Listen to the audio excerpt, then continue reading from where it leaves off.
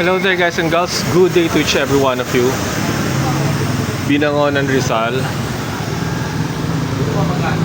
As you can see, that's my tire, my reserve tire, and it's already damaged and cannot be able to use it. So I bought two second hand, these two. It cost for 1,200 and I asked for discounts. He gave me for 900 peso each, so I had a discount of 600. I'm gonna get two because the other one in here,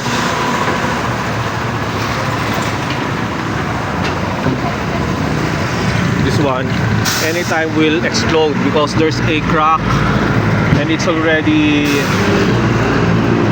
overused. That's why. So take a look.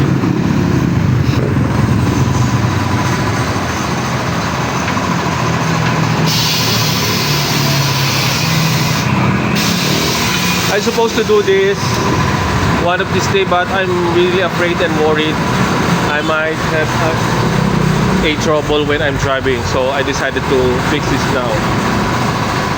And then I also have junkies to drop by at the junk shop. Goodbye for now. Shout out to each every one of you.